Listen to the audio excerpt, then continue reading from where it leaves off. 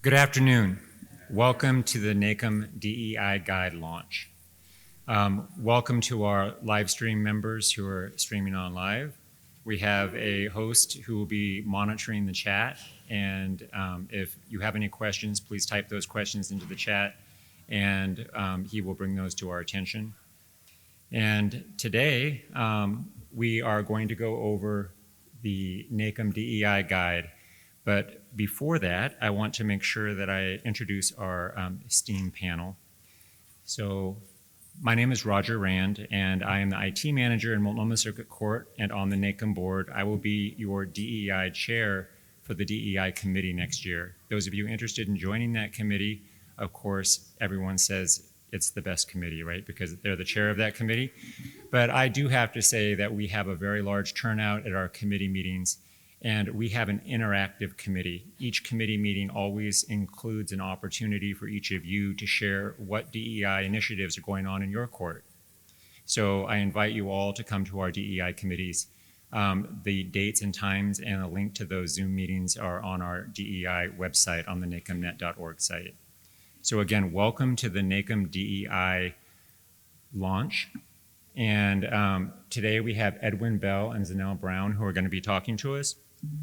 And briefly, I'm going to introduce both Edwin and Zanelle, and then they will give you more of a personal background when they talk. So Edwin currently serves as the Director of Racial Justice, Equity, and Inclusion for the National Center for State Courts, bringing nearly 25 years of justice system experience into this role.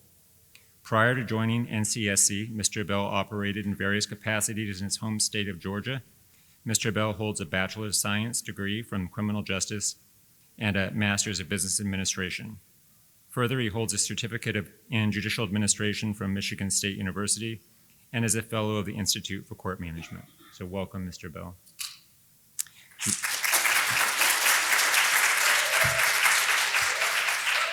Zanelle Brown. She began her career as a paralegal and rose to serve as the Executive Court Administrator for the Third Circuit Court in Michigan. She has been recognized for her work in court leadership and advancing diversity, equity, and inclusion. She was awarded the National Sojourner Truth Award from the National Association of Negro Business and Professional Women, the Perkins Award from the National Association for Court Management, and the Dean Yeager Award from the American Bar Association. So, welcome, Zanelle.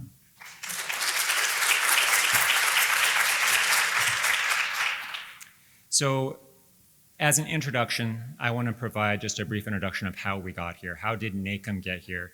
How did an IT manager from Portland, Oregon get here? How did we all get to this point in NACM's history? So I want to take us back to 2020, even though I know no one wants to go back to 2020 and relive the nightmare.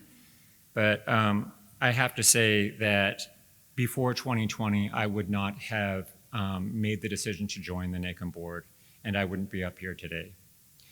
So a few names that you will know as I read these: George Floyd, Breonna Taylor, Rayshard Brooks, Ahmaud Arbery, Elijah McCain, names that we all know from 2020.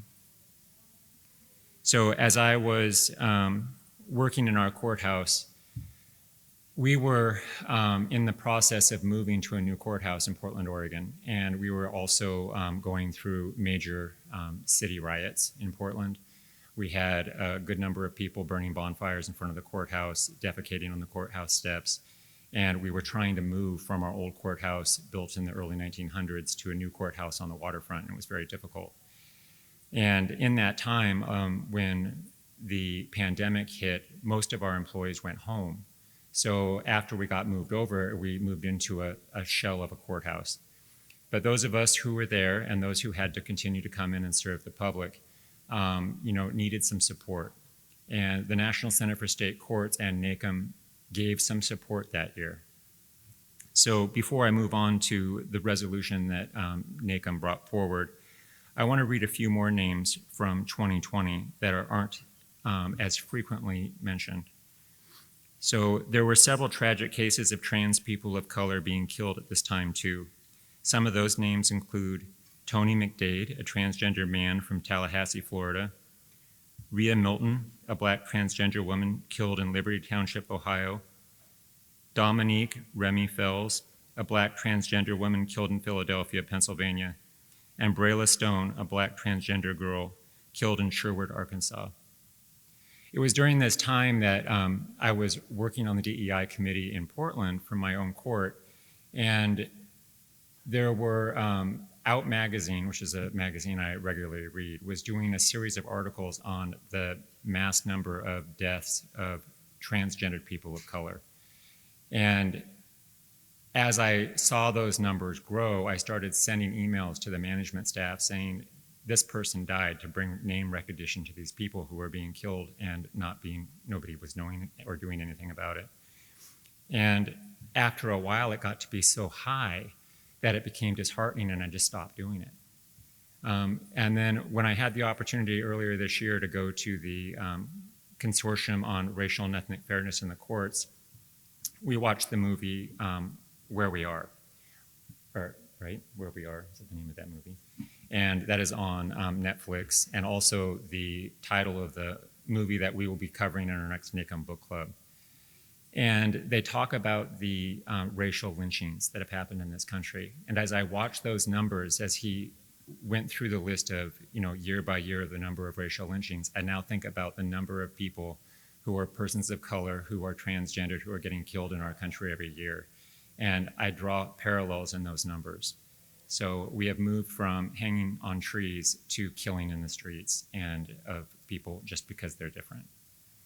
So as those thoughts, and as depressing and mellowing and sorrowing as they are, I got an email in my inbox from the National Center and from NACM.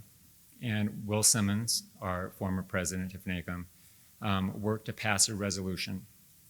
And that resolution, which came out in 2020, was a DEI resolution. And this resolution struck me. And prior to this coming out, I had been approached by board members of NACM to join the board and to get involved.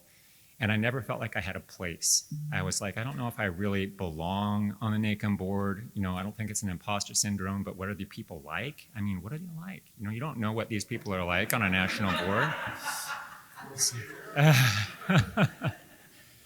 So this is what I read in that email. Whereas current universal tensions of racial injustices have encouraged progressive actions for diversity and inclusion and fostered a greater focus for justice partners to engage and promote in dialogue and practices, the necessity to address inclusiveness. Now, therefore, be it resolved, NACM will serve as an organizational conduit for court professionals to mend the divisiveness that racism and inequalities have caused. Be it further resolved, NACM stands in solidarity with those who aim to improve the courts and calls upon its members to actively work toward equal justice under the law for all whom we serve, regardless of race, ethnicity, gender, sexual orientation, or socioeconomic status.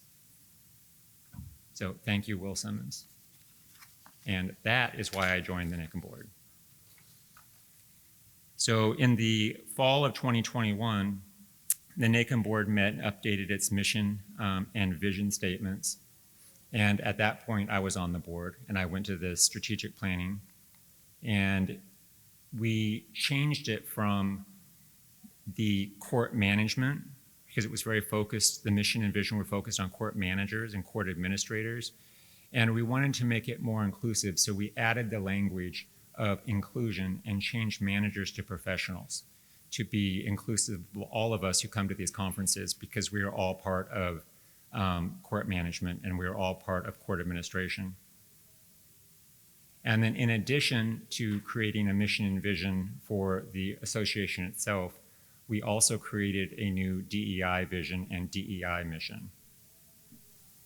So those are listed here and of course are available online and in the guide.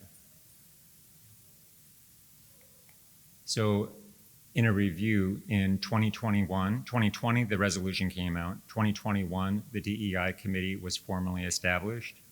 And in 2022, we reviewed our core curriculum with a DEI lens and went through. There was a possibility at the time we thought about creating an entirely new curriculum on DEI, but rather than do that, we said it is so integral to all parts of the core that it was more important for us to go through the curricula, all 13 of them, and make sure that DEI was in each and every curriculum rather than having to be its own curriculum. So following that, the National Center came out with the Blueprint for Racial Justice, and Edwin is going to take it from here. All right, is everybody awake? I hope so. All right. Well, let me first start by saying it's very easy to stand up here, of course, with my colleagues, Zanelle and Roger, when the majority of the people in the room you know. So, so it's very easy to step it for you. So I might mess up because sometimes when the audience is so familiar, well, okay, Aaron, so good looking. Sometimes you say and do things that you otherwise might not do if you were really on your P's and Q's. So I'll try not to make many missteps. But let me start by saying, I came to the National Center from the trial courts, right? I live in Atlanta. And I have a saying where, let's say if you have your palm of your hand, let's say Atlanta's a spot in the middle. And then the rest of your hand is Georgia. So I was the perfect person for this job at the National Center because this small part is not the nation that we live in. It's everything around, and it's all encompassing is where we live, it's where we work, and it's where, for those of us that have children, nieces, nephews, pets, what have you, this is where they're growing up. And it's incumbent upon us as court professionals, court leaders, court managers, wherever you are situated within your judiciary, to make the efforts necessary so that all people feel effectively included into our system, and that the very people who you are required to use our systems of justice feel as though they're going to get fair and equitable treatment. Because feelings are important. It's not enough to just say, oh, well, I'm fair, or I treat everyone fair. Hey, what's all this brouhaha about? Well, if people don't feel that way, then we've got a problem. And I think we've had a problem for a long time. So let me talk about the blueprint for racial justice for just a moment. And let me back up by saying, hopefully everyone received a copy of the DEI guide when they checked in. We won't be covering all of that. We're just going to hit on a few areas that we think are important, at least to some of us. There may be some aspects there that we don't cover that may be more important to you. But let me talk about the blueprint. If you were an architect or an engineer, you would not build anything without first developing a set of plans that are commonly referred to as blueprints. They used to have this blue ink. I used to work for a home builder. I thought I was going to get rich by building houses and developing neighborhoods in the Atlanta area. Didn't quite work that way. Well, stuff happens, Chris. I'll get you. And so if as a trades professional, right, you would have all these calculations. You want your master bedrooms to be so large, or if you're building a courthouse, you want this corner office for the court executive, court administrator, whatever, and you want the bathroom there for them because they can't use the public bathroom. And so you're going to put all these things together and you're going to develop a blueprint. Well, why wouldn't you collectively come up with these ideas and a blueprint for how you embark upon DEI, or predominantly in my space, racial justice? Why wouldn't you? So here we go. So the blueprint for racial justice, I call it a collaborative approach to positive outcomes. That's my thing. It's outcomes. Not so much a whole lot of talk, but let me see what actions you're taking to get to whatever resolve that you're looking for. And so the blueprint, again, dozens of court, legal, judicial organizations have representatives involved. Dozens. There are organizations I had never heard of that sort of were nominated or recommended or reached out to us at the National Center saying we want to be part of this movement. Because the blueprint is not a document. It's you. It's a collection of people who work in these spaces that wish to make an impact on the world in which we live and love. So we had to sort of organize this effort, and we created these different working groups. One was systemic change. We call it systemic change. Some people call it institutional change, because not a person in here, and I know people heard this before, but I'm gonna say it again, not a person in here was alive 400 years ago, had anything to do with da-da-da-da-da-da-da. But it's systemic, it's baked in, it's like a cookie. So unless you take meaningful steps to dismantle some of the ills of the systems in which we work, we do nothing but perpetuate the same thing over and over again, whether or not we had anything to do with the creation of it. So it's not enough when someone says, well, I didn't have anything to do with that. I didn't do that. Well, you didn't. Sure, I can go with that. But the reality is we all work within these systems. Each of us that have worked in courts, especially at the trial court level, we know how the game goes. We know how you can make adjustments here or there. And it's like a ship. You adjust the heading by a degree, you're in a totally different direction an hour or so later. So we can't pretend, and especially those who work in courts, can't pretend as though you can have no impact or to ensure that positive outcomes begin to happen in your local jurisdiction. We created the Fairness and Awareness Group, partially because people have to be aware that some of these issues are pervasive in our systems. Because believe it or not, there are some people who work in some systems that do not realize that there is any problem at all. They have no clue. They don't know what you're talking about. They don't understand it. And sometimes, depending on where they are in the country, I might be able to go with that too. Because if all you see are people who look like you and nobody seems to be complaining or you don't hear it, you think everything's just fine. Because that's just how things are.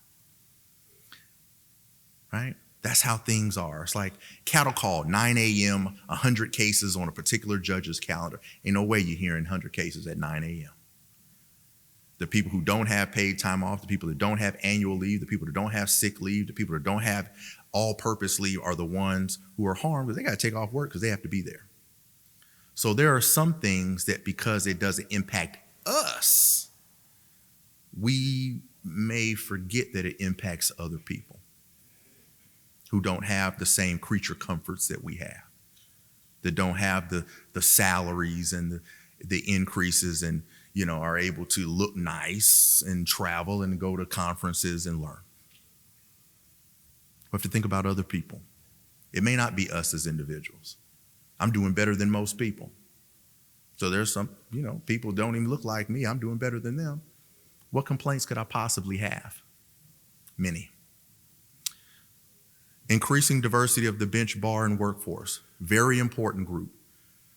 Oftentimes, especially when it comes to diversity efforts, you hear about the bench and the bar, the bench and the bar, the bench and the bar. I say, listen, and nothing against lawyers. But the reality is, in most courts in this country, the average person comes inside of a courthouse, has no interaction with a lawyer, except for maybe the judge when it's time for their case to be heard. They're in the clerk's office dealing with staff down there. Maybe they're in jury operations dealing with staff there. They're in a pro se center dealing with staff there. And so all this brouhaha about lawyers just makes me sick. Lawyers are fine and we gotta have them, but they're not the majority. The majority of people don't deal with lawyers. So we've gotta, yes, we have to be focused on diversity efforts with respect to the bench and the bar. Sure. The bar, you got to get people through law school. You got pipeline programs. They got all this stuff. But the court workforce has been lacking in this area.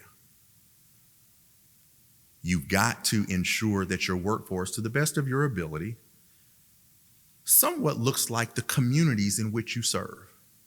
And let me say this, it does not mean that you're hiring people who are less qualified. Because when I look at my resume, I'm more qualified than a whole lot of people. And thanks for the hand clap. But you get a lot of that. Well, that means we've got to lower our standards. You hear that a lot. Some people equate diversity with the lowering of standards. It's not true. You have to push back on that because, again, I've looked at a lot of resumes, and sometimes there's been a couple of instances I'm like, well, how did he get that job and not me? Because there ain't no way you better than me. That's just the reality. So that work group. Communication and implementation. Extremely important because you've got to communicate what you're trying to get across to people. If you're not effectively communicating the efforts that your court or your jurisdiction might be engaged in, then the very people who we are expecting to use our courts, use our services, will continue to not trust what we're doing. It goes to the heart of public trust and confidence. This particular work group is always working on things. I think Roger talked about a book club with the NACM DEI group. This work group had a book club, watch, read, listen, look at movies, podcasts, come back, talk about those things, and say, what did it mean to you? Very important. So we'll jump over, we'll talk about productive dialogue. That's very important. And so in the blueprint for racial justice, that's one of the things we talk about. You have to be able to talk and have discussions with people who may, or quite frankly, may not see things your way. If you're going to bury your head in the sand, take your ball and run away from the playground, you're being completely ineffective. You have to be willing to have these productive discussions. And the majority of the time, it's not always going to be on your terms, meaning you're supportive of these efforts. You're moving forward. You've embraced them, but not everyone else has. And when I'm talking about the everyone else, I'm talking about people in high-level judicial branch positions. They have to be persuaded and understand why they should do this, what are the implications of engaging in some of this work, how will it impact them? I tell people all the time, when I hear complaints, is your name on a ballot? Often the answer is no. And are you willing to give up the job you have right now for this work? And I've not yet had a person tell me yes. So we can't expect our judicial branch leaders, our justices, our judges, our elected clerks of court and such to automatically fall on the sword. It's not going to happen. And it's not fair to them. They've got families. They've got political aspirations, careers, and things that have to be taken into consideration. If you do not take those things into consideration, I can tell you right now, I've traveled this country enough. You will not be taken seriously. And the people who we are reliant upon to implement some of these adjustments to the systems will not implement them in the first place. So open dialogue. Don't let particular words be barriers to progress. Practical and usable deliverables. If you go to the National Center's website, specifically racial justice, ncsc.org/racial justice, we have all sorts of resources that have been developed over the past year and a half, a ridiculous number of resources, and we'll talk about one of them here in a second.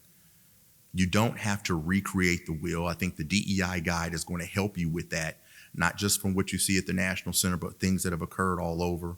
But in addition to this DEI guide, you look at the resources that may be available to you at the National Center, see what's happened in other states. Last year, I think I went to 40 some odd cities. And it was amazing to me how something can be happening in one state and right next door, there was no knowledge of what happened, what was going on with their neighbor. It's kind of like there's these two states that shall remain nameless whose chief justices have the same last name and they don't even know each other. They might now, but I reached out to both and they were like, who is that? So you don't always have to recreate the wheel. So one of the things I want to talk about is the Racial Justice Organizational Assessment Tool for courts. Now, this tool falls in line. It was sort of like that thing that you didn't know you needed, but you needed to get going. So it sort of was developed in response to the 2020 CCJ COSCA. That's the Conference of Chief Justices and Conference of State Court Administrators. In some states, you call them the Administrative Director or the AOC Director or what have you. Because a good number of them said, look, we need something to help guide our efforts. Because the squeaky wheel often gets the oil. However, that's not always the best direction of resources. So, we created a flexible tool that is research supported, data informed, and court tested. There was an advisory committee that was put together that helped to sort of flesh out some of the details, people who work in actual courts, because it wouldn't have worked the way I envisioned it had we not had people who deal with court personnel and judges and the general public on a regular basis to help to inform why you do things the way you do. You can have people who are well-intentioned, right? It's kind of like data. If you've ever heard of something being statistically insignificant, where the data may say this is important, but in reality, it's not as important as the percentages and percentiles and such may make it out to be. So we needed real people with real experiences to offer their insight in the development of this free tool that is available on the National Center website. And not only is it free, no one besides the people involved, and we'll talk about this, will know what you did with it. I won't have access to the data. I don't know what you scored. I don't know how good or how bad or how much help your court system actually needs. But there are some components to the tool. So about 4 components, and you can, this assessment tool, you can hit one or more of these components at a time. Depending on where you work, it might be important to take an approach where you just touch upon one of them, such as the bench and court workforce. Maybe there's been an issue or concern or wonder about what's really going on. Is there opportunity? Are people getting equitable opportunities for advancement in your court? Whatever you choose to select. But you'll see there's 4 different components: judicial commitment, vision, and leadership. Extremely important. If you don't have the commitment to make adjustments, let me tell you now, if you find out by using the tool that you got some adjustments that need to be made, it is a gut-wrenching feeling to be told that you can't do anything about it. So my suggestion is get some buy-in on the front end from your leadership. Some of you are the leadership, but get some buy-in to ensure that this is the path that you really wish to go down. Everything might be perfectly fine in your court or within your entire jurisdiction, and that's a good thing. But all of us have some improvements to do. So a quick summary of what comes out in the tool. One, when you're doing this tool or utilizing this tool, you'll want to take several knowledgeable people in your jurisdiction to answer the assessment questions. So the tool itself, you can print out a PDF document, hand it out. People have to handwrite it, and then you'll come together and you'll have to figure out, okay, 2 of the 3 of us have different answers. Which way are we going to go? And you will have to make some concessions there. But unless you're in just a tiny court where you're the only person that really knows what goes on, it's probably not the tool that you want to just take it on by yourself and answer all of the questions and such. You'll want people who have understanding because they work in this division or in that division or in that annex on the other side of town, who have different perspectives as to what's going on in your judicial system. It's anonymous. So again, only the people involved will know the outcome. I wish every time one of these assessments was completed, I would receive an alert with the outcome. I don't. I was told we couldn't do that. And it would be less effective if myself or other people at the National Center had knowledge of what your scores were or what recommendations came out of the assessment for your court. So it's completely anonymous, which helps, so therefore take a little bit of the edge off, so you won't have to worry about someone knowing what came out of your assessment. The only way I'll know is if you call me or if you shoot me an email and say, listen, we did this assessment tool. We need to talk to you about some things and get some guidance or some direction, and I'll be more than willing to do that. Now, once you get your assessment results, and you get them almost immediately, you need to strategically apply them, okay? It's not like a shotgun thing where you just scatter blast, you got all this information from the tool and you're just going to apply them haphazardly. No, you're not going to be able to do that. You need to take your time with a group of knowledgeable people and figure out what are we going to hit first? What are we going to do? Some people are opposed to the low-hanging fruit. I'm not. It's progress. Knock it out. Do it. Don't dwell on it for too long.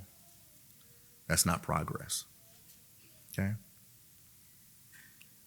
If you have questions with respect to the tool, let me know. I'll be willing to help you any way I can. Again, this is only one component. There are a number of things in the DEI guide. But if there's in any way, shape, or form, if you have questions, let me know. I'll hand it off. Thank you.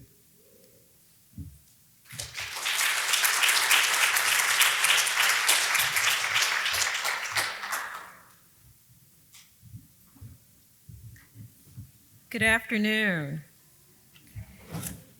So let me give you a little context of where I come from and what I'll be sharing with you. Roger shared with you that I was a paralegal and that I was a court executive. He left some things out in between there, and those omissions I want to sort of fill in. So I've worked at the Third Circuit Court, which is the largest trial court in the state of Michigan, located in the city of Detroit. I worked there 26 years in one day. And I remember the first day that I started, my goal was to get out of there because I thought it was the craziest place in the world. Unfortunately, or maybe fortunately, I was not able to do that, but I ended up promoting inside of the court. So it became my personal goal to make sure that the court system was diverse and inclusive. And in 2010, I became the first African-American female that they've ever had served as the director of their child support unit. That's like almost, thank you. But the sad part is that that unit had existed for 100 years. In 2014, I became the first African-American executive court administrator. The court had existed since 1830 something. And it was my job to have the conversations with those who were in the decision-making roles, the chief judges and the presiding judges, about what did it mean to be a Black woman in a city that was majority Black, in a county that was 39% Black and African-American, and to make sure that justice was there for people who look like me, but also the largest Middle Eastern population you could possibly see, and people who were sometimes not as well-heeled socially, economically as the judges and the staff that were coming in. And I'm going to tell you, I wish I had something like the guide available then, because I was putting together bits and pieces and scraps, making phone calls anytime I saw that there was a new court administrator that was doing something, chasing data to put it all together. Oftentimes when I'm asked to speak, I realize that I'm speaking to the choir and that there's a lot of empty seats. My goal is that hopefully is that the choir then takes the message outside of the sanctuary and is able to share it. And then hopefully when we convene again, there are more faces, people who are more eager to learn. So let me share with you the whys and the ways that I would use the NACM DEI guide if I had it then, and what I would do with it now if I were still working with the court. First of all, I see it as a guide that is one that has established credibility. It brings the DEI conversation alive for the courts. It was created specifically for courts. It wasn't created for a GM or anybody else. It's for our entity.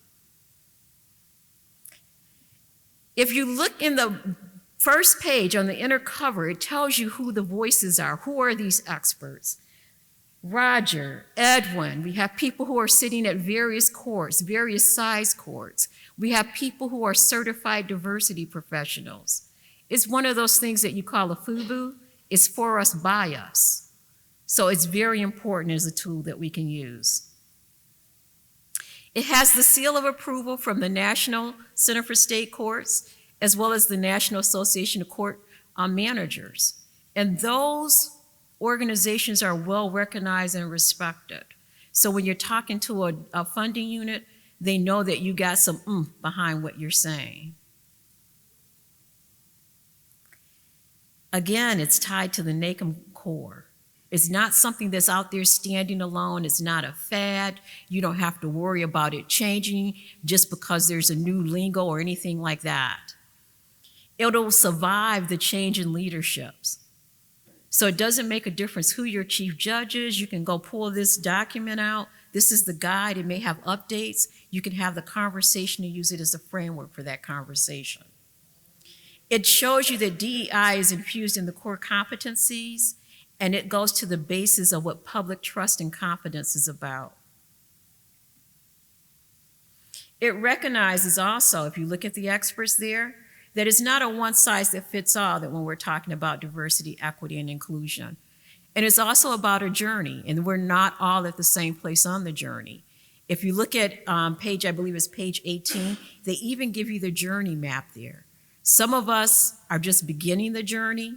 Some of us are actually experts in being role models on the journey. And in some places, there is the lack of awareness that you were alluding to, that DEI is even a thing, or that it's only about race and gender. It's about so much more.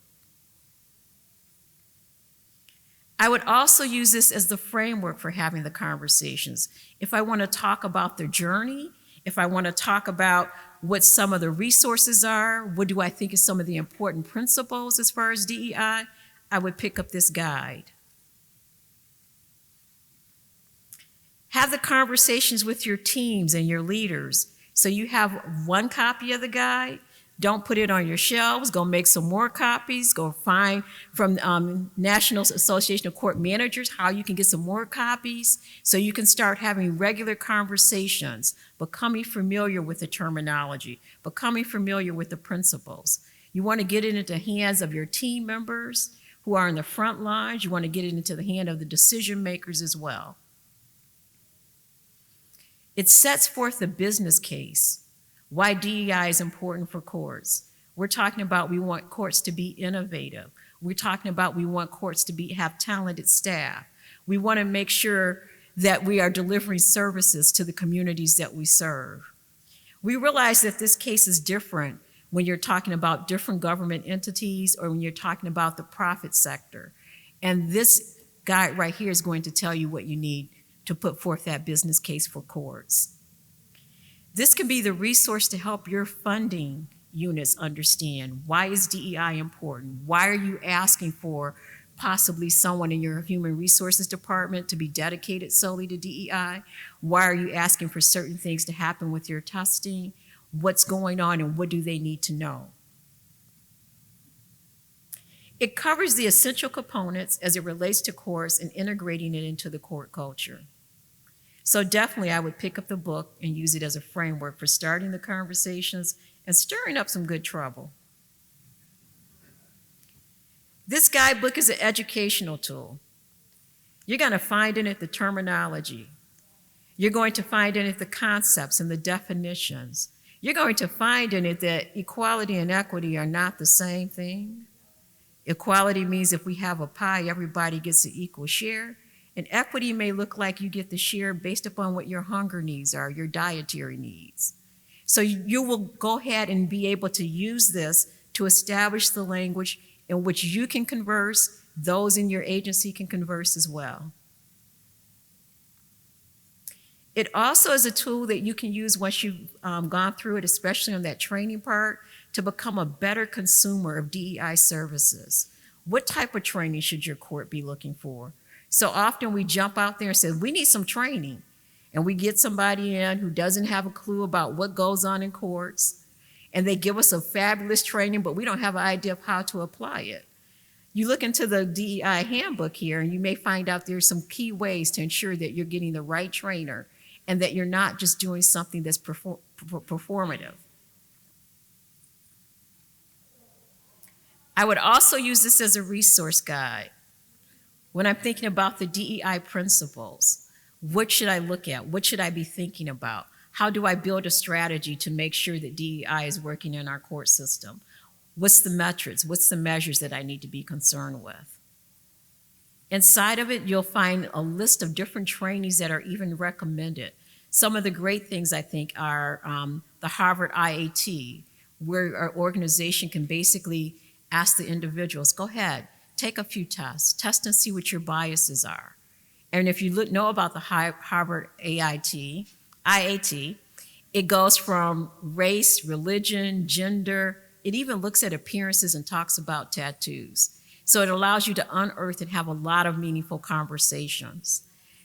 Edwin alluded to what it contains for the blueprint for racial justice and that ongoing conversation there. You'll also find out about the 21-day race equity challenge.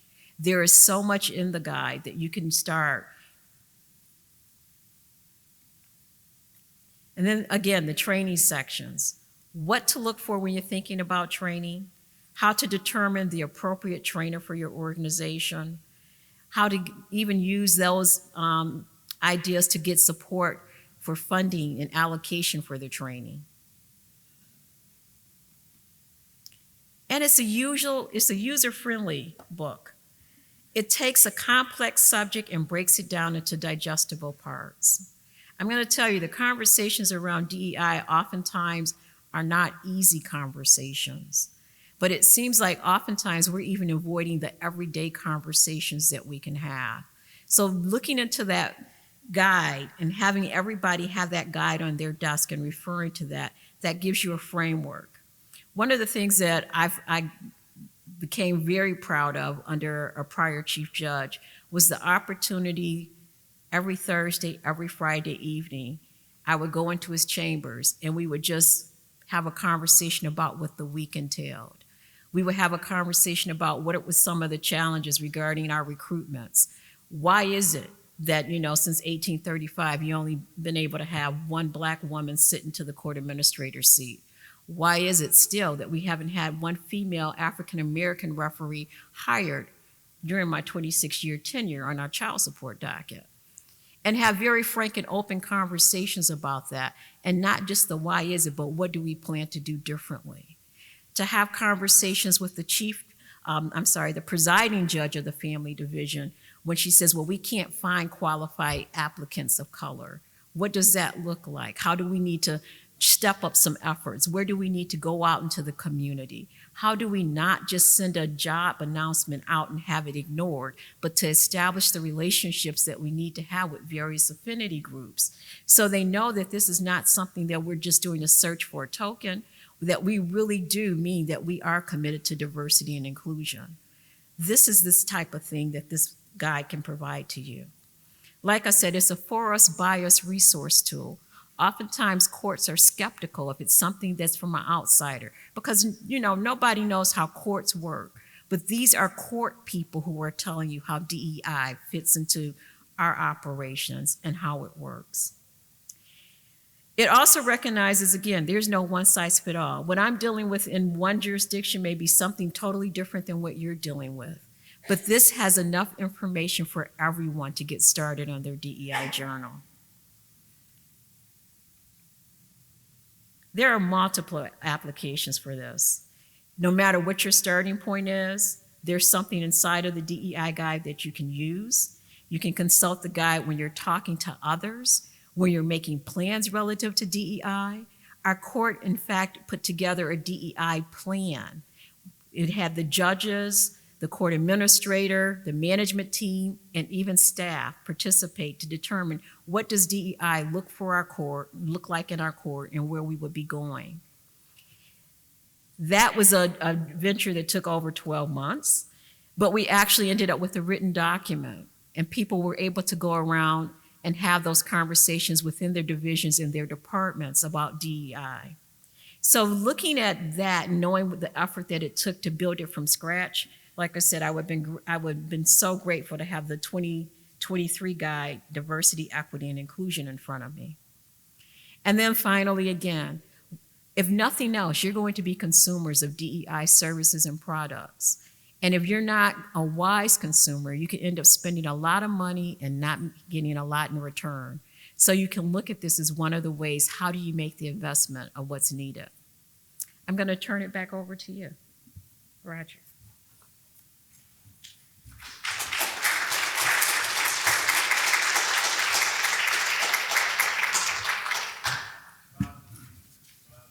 You have some?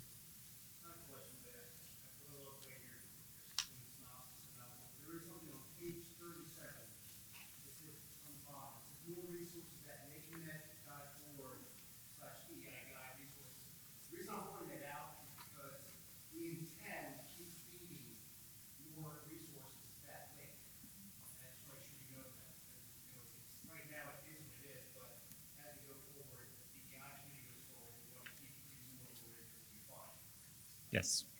Okay, thank you. Yeah, and I'll repeat that. That is in my words. And if anyone, after I give the conclusion, I'm going to invite people to come up and ask questions, and make sure you use the mic up here. So NACM is proud to present the 2023 DEI guide. The guide's available to you. You guys picked it up. And again, as Zanelle said, it is available online. It is available in hard copy. If you can get hard copies, more hard copies for the other NACM members who are unable to come to the conference, please collect them from the National Center or order them from the National Center. And you can also print them out, on a copier at your home. So in conclusion, there is at the end of the guide, I want to read this to you. It's actually in the guide that you're going to get. This guide was not constructed to suggest that one single linear direction to achieve DEI success lies.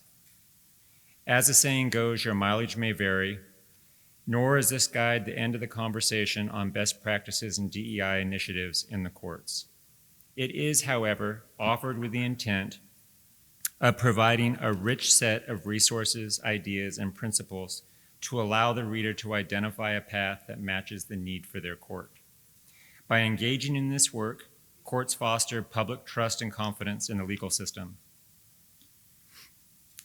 Generally, and courts specifically advance procedural fairness and quality service in the administration of justice, the practice of law, and the delivery of court services, and make better informed decisions that advance justice for all individuals, regardless of their background. The business of courts is not exclusively DEI, but courts must recognize and foster good DEI practices in order to do their business effectively, properly, and justly. So I'd like to thank everyone for who contributed to this guide. And as Greg said, there are additional resources available at this nacmnet.org DEI guide resources.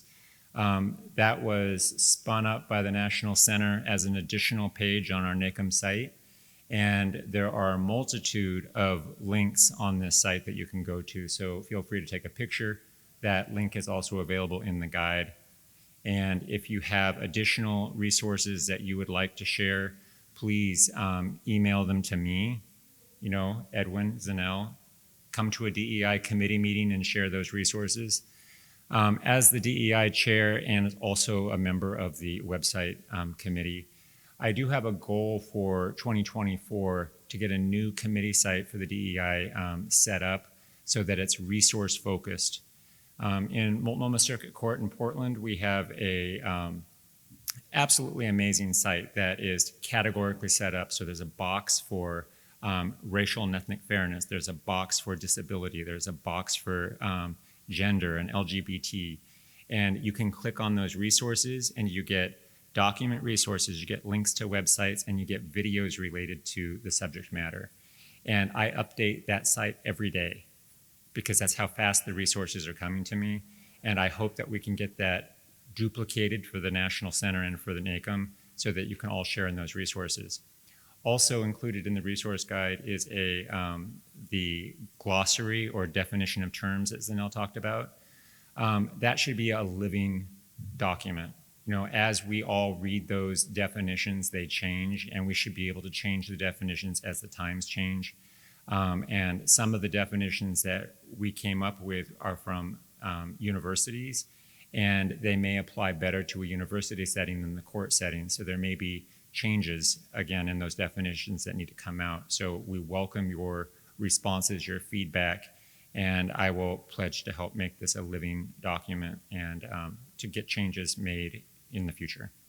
So in conclusion, also, if you have any questions, this is the time now to ask Zanel and Edwin any questions you may have. And if you can either come up, if you're unable to come, we can bring the mic to you. Okay, thank you.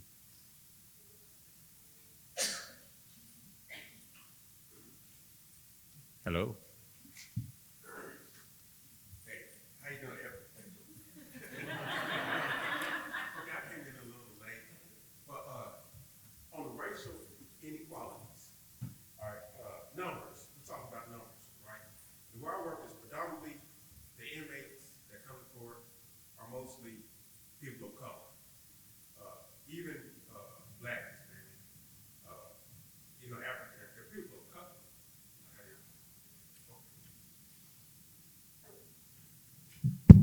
Oh, I'll start this one over. How you doing, Edwin? Oh, okay, all right.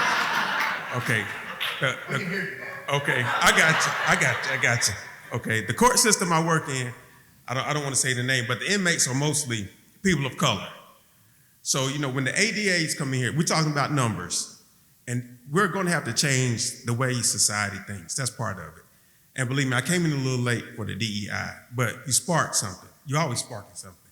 So, okay, for the DAs that come in to get to a higher plateau, it seems like your conviction rate is number one.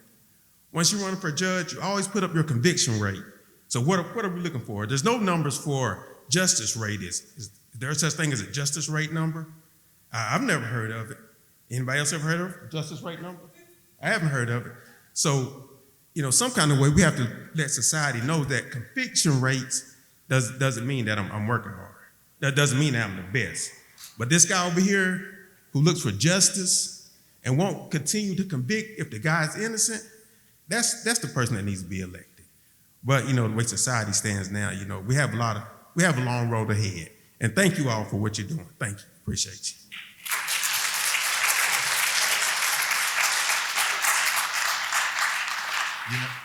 That's a great observation because you're right. There is no justice rate, and you're right. The reality is, in most places in this country, when people are pursuing opportunities to be a judge, especially if that judge or that person, that candidate, has previously been a prosecutor, it's the thing to do to talk about how many people you were successfully able to prosecute and to get a conviction. And all of us in here know that a plea is a conviction, even though, unfortunately, some criminal defendants don't realize that. That's a societal issue. And until the greater society determines over time that a conviction rate of a judicial candidate is not something that moves them, then I think that'll remain a strong point for a candidate to make because it's quantifiable.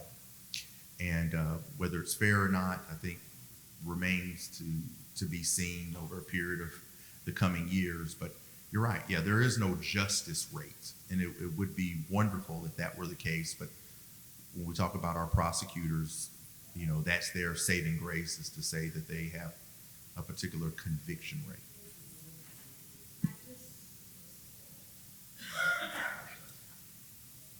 Can you hear me? So I'd just like to add to that. I know in Wayne County, Michigan, the conversation has involved from our prosecutor. She created an integrity unit. So they're going back to look at some of those convictions to make sure things were done right. She also was very instrumental in help putting together like a list of law enforcement officers that if you got a complaint signed by them, you know that that might not be something you want to pursue because of past behavior. So I think the conversations are evolving. So you may not get this quantifiable justice rate, but I think there are a lot of conversations that are looking to say that, you know, it's not only on conviction rates either.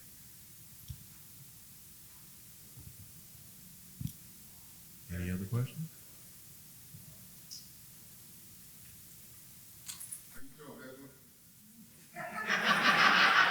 Now, Miss Sanel, I was heard I have to be Miss Sanel too. I can speak loud.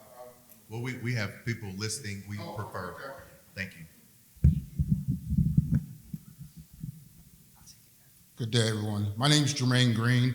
I'm the District Court Administrator of Northampton County in Eastern Pennsylvania. And I am the first and only Black court administrator in our state of Pennsylvania. Our court is older than yours, 1722. So that's an honor for me, but it's more important for me that I'm not the last to come out of Pennsylvania. We have some good people in Pennsylvania, and now the state has given me the platform to teach the new incoming court administrators that are coming into the state. I'm on that platform now. I don't know if they made a mistake, but I am going to speak my mind, and it's unfiltered. And they let me speak my mind, and I let them know we're going to have uncomfortable conversations here. That's the only way we're going to get better. And if you're uncomfortable, we can talk privately. I don't mind that. But we're going to have these conversations. And I do it with my judges. I have 12 judges in my district and 14 magistrates that I oversee. And I have those conversations. And they are opening up to me now. Because they have to understand, I have that talk with my kids. I have 4 boys. So I had that talk with each and every one of them. And they have to understand how I feel when I drive to work on the interstate. If I'm dressed in like Ken is right now, I feel differently than if I'm dressed in my Jordans or if I have a hat on or a hoodie. You have to understand how I feel and where I come from so we can make a difference. So that is my agenda now in the state of Pennsylvania, and I feel I am going to make a difference because I have that platform now. And I'm glad to have this guide because I'm going to use it. I really am, and I appreciate it. Thank you.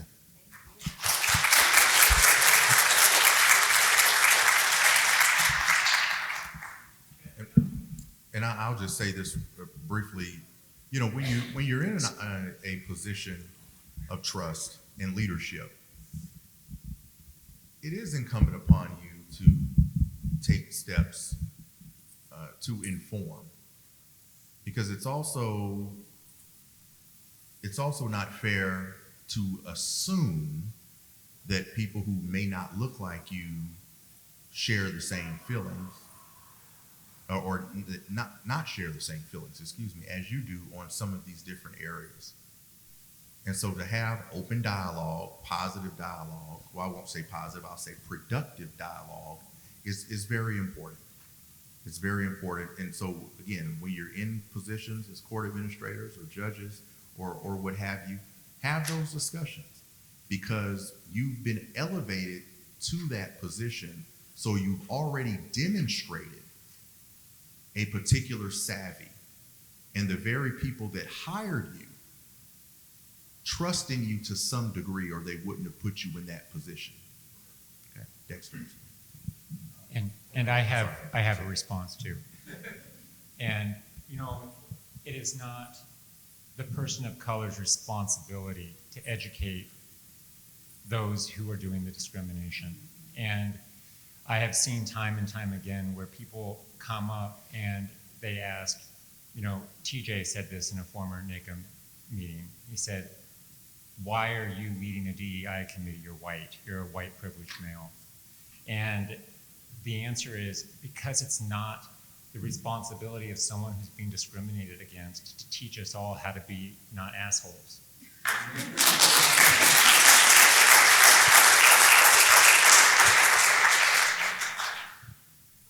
My name is Rob Love. I am the Chief Diversity Officer for the Indiana Supreme Court.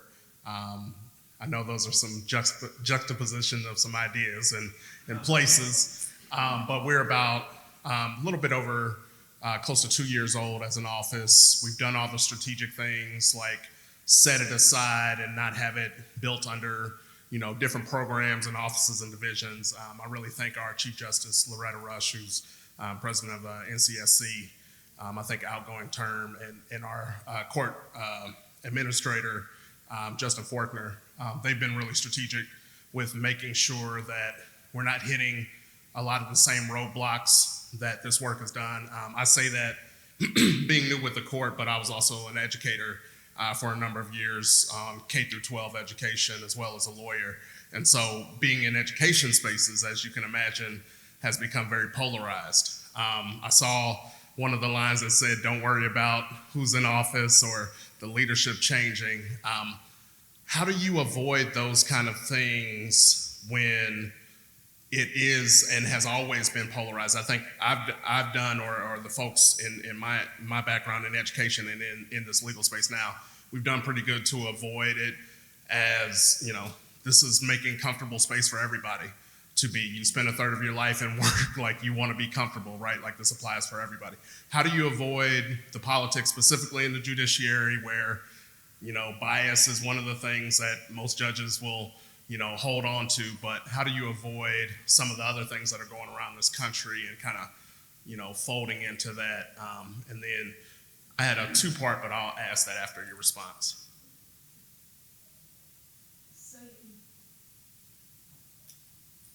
You may not be totally able to avoid it, but if you get this booklet in the hands of people and they really understand it, then you're able to mobilize enough resources and enough energy to keep it going. So in spite of, so you may not meet the highs each year, but you know that there's enough there to keep moving forward. Maybe your pace slows down. Maybe you get kicked back a step or two, but you have enough to move it forward when the time becomes available to do that. With the DEI plan, it's there. Our chief judge has signed on it. A number of judges have signed on it. So if you go into that spot and still some of those judges are around, they're there to hold you accountable as well. So the more buy-in that you get behind whatever, the harder it is for somebody to come take it away. So there's a foundational piece. And I'll say, and I know you have a second part, I think it's important, and Rob, I knew you were coming, so glad you're here.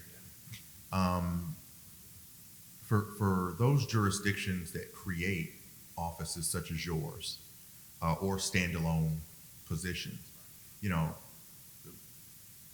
it can be challenging, no matter what your background is, when you come into these judicial spaces, because one of the challenges I've seen over the past couple of years or so for these newly created chief diversity officer positions, or however they're named, are the people who don't have judicial or court backgrounds. And so they may not have necessarily known, even though they were hired and were told a certain thing, that, you know, it's like, I'll say, use my kids, okay? You know, you're not the boss of me. So yeah, you're the chief, but I'm a judge or a justice too. And yes, administratively, there are some things that, yes, you're the chief and you're in charge of, but all the rest of my day, you're not necessarily, you know, in charge. And so, you, like Zanelle said, you won't always avoid, you'll have to navigate through some of the barriers and obstacles that are going to come. The pace may slow down. I always tell people, sometimes I just ease up off the gas pedal. I can't always go, 100 miles per hour. And sometimes even in my role, I get criticized, by a lot of different people about my approach. Right. But I will tell you this as somewhat new, because you've been around a couple of months at least. Since November. Oh, okay, longer than that. Okay. Long world in the Right. zero. Well, one of the things I would say is, part of how successful your efforts are, one, not only come from the support mechanisms that you have around you, being your chief, your state court administrator, and some others, but sometimes it's you too. Yeah. Because the reality is we're all human. And so if people like you, sometimes you can get more accomplished versus if they don't like you or for whatever reason, and then that seems to add a bit more, bring more obstacles in front of you. So I'm not saying that you placated and kowtowed, I'm not saying that at all, but I am saying likable people sometimes can get more things done. I may need you to record that for my staff, and some, I've said these things. I've been in this area for a while before it became very popularized, especially combating CRT kind of things in the education space, especially K-12. We don't utilize CRT. This is K-12 has always been outside of that level, but I think one of our approaches has been to make sure it's data driven, make sure we are likable, and we are making the information we share palatable, and we're also reaching to our ally audiences too, because your voice is going to reverberate differently than me as a black man, right? And so you're going to be in different spaces. And so we've kind of been utilizing a lot of those approaches, being apolitical. I wanted to ask if you all know anything about targeted universalism. It's out of Berkeley. It's marketed as Equity 2.0, but I'm still kind of learning in the process. And from my view, it may have seemed to take out a lot of the politics because it's universally applied, but still having targeted approaches to disparately impacted communities and folks. And so it's taken out that, well, what about me? Or, I'm not included, even though, everybody can improve their math rates as an example, right? Like we can always get higher proficiency in different communities, but kind of taking that lump together. So just kind of what y'all, if you had any. I'm not deeply familiar with it. I've heard of the terminology. Yeah. But we'll talk more Okay. about that, because there are different approaches Yeah. to getting things done. Every state's different. Every jurisdictions within the states are different. And so, you'll have to find a pathway that works best for you. Right. Because what may have worked for your predecessor may or may not work as well for you. And again, we're all human. Yeah. And so people will perceive you differently. They'll look at your background. Sometimes how they perceive you would be based on where you came from, Right. What credentials you hold or not. Yeah. And, it's not fair, but nothing's fair. But, if the goal is to lift all boats, right? That's the goal. We want everyone, Right. especially those who may have been disparately impacted by policies, laws, and such, to rise. Right. And so, some things may be specific to you and your state, and we can talk about that. Okay. Awesome. Thank you.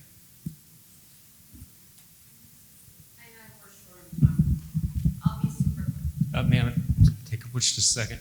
Just a reminder to those on the live stream, we are monitoring the chat and the app if you have questions or comments. Oh, maybe we could turn off the live stream right now from my comment. Edwin, how are you? I'm Lauren. I'm from the Jumbo Circuit here in Florida. I just want to say I commend you all for your work. I've been around the courts for a minute, and just sitting here thinking about, I think it's great. I think it's tremendous that NACM is, this year's conference focuses on DEI in the state of Florida. Okay, so let's just go there.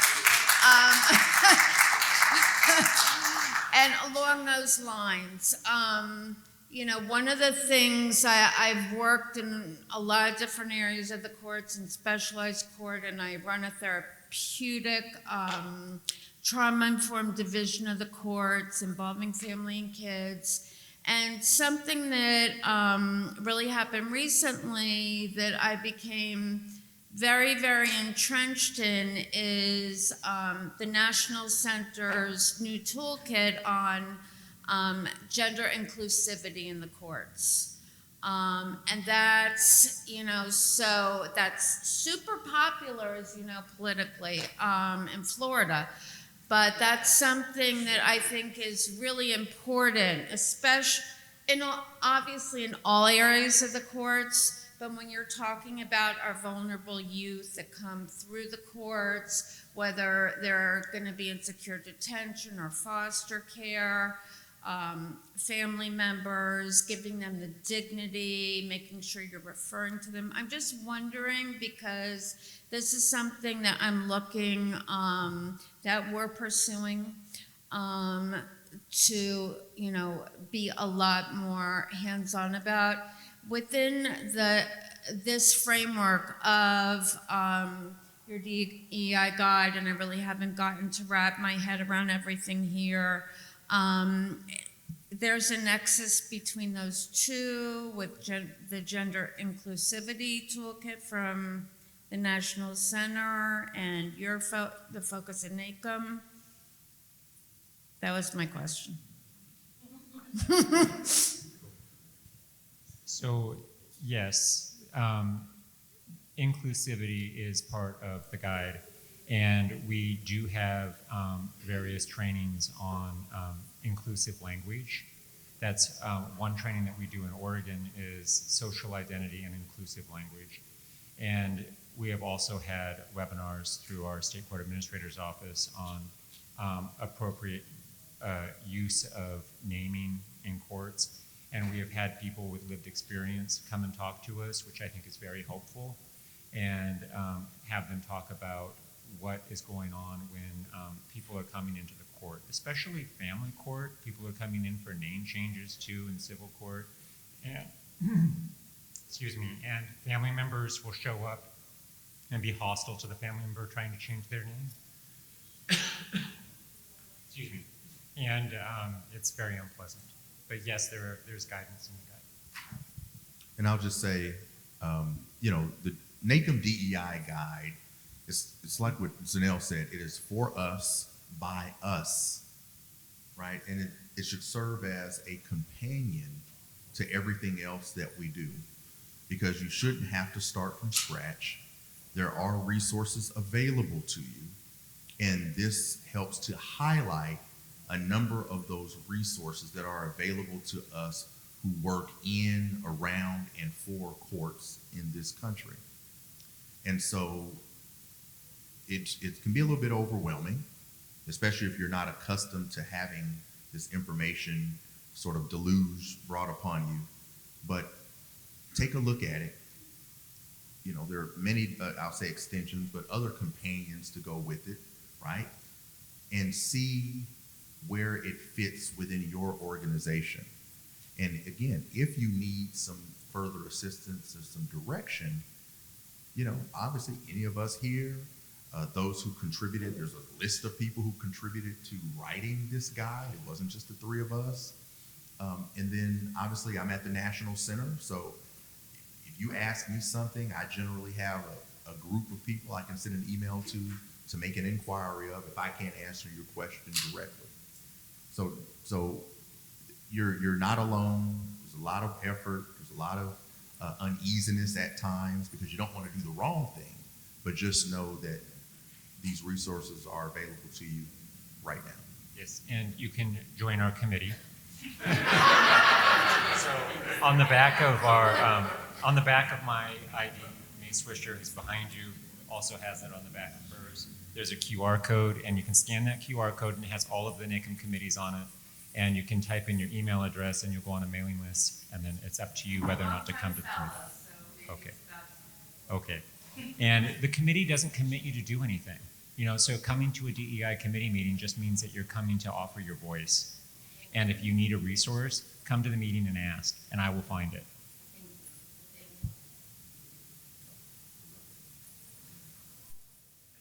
That we are out of time. Thank you all for coming.